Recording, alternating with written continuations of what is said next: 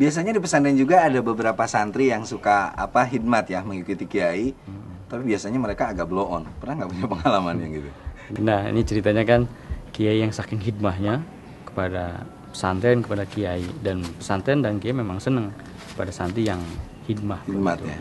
Nah, suatu ketika saking sayangnya pada santri itu, si kiai ingin membawa santri itu jalan-jalan lah begitu, sambil refreshing belanja, gitu ya. Refreshing begitu.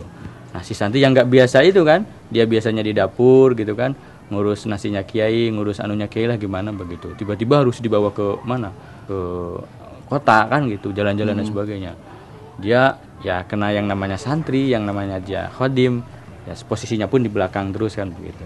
Tapi suatu ketika dia beres belanja, kemudian dia diajak makan begitu di sebuah restoran besar begitu.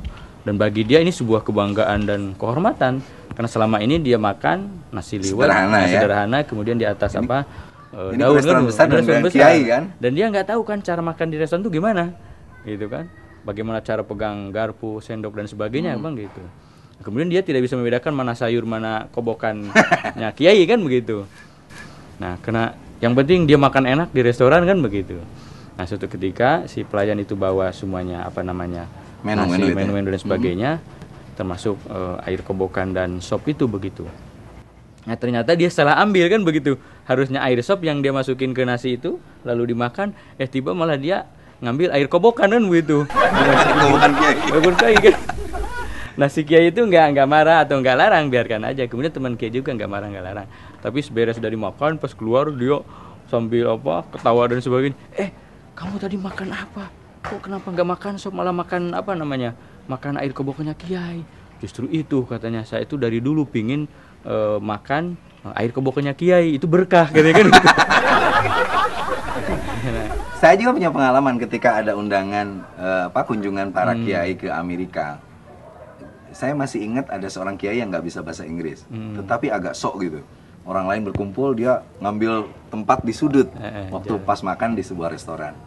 Nah, dia kan lihat menu pakai bahasa Inggris tuh mas, nggak tahu apa-apa. Dia asal contreng aja. Tiba-tiba yang keluar apa coba? Ada 3, kobokan, tusuk gigi, dan acar.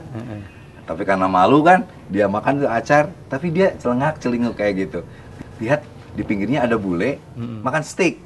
Wah, ini daging nih. Tapi apa ya steak bahasa Inggrisnya gitu. Daging ini bahasa Inggrisnya. Dia nunggu aja bule itu selesai makan. Pas bule itu mau selesai makan, bule itu bilang ke pelayan, "Hey, again." Ternyata datang lagi daging. Dia pikir, "Oh, berarti yang namanya daging itu again."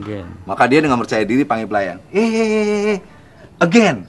Apa yang terjadi? Yang dibawa oleh pelayan itu kobokan, tusuk gigi, dan acar, bukan daging.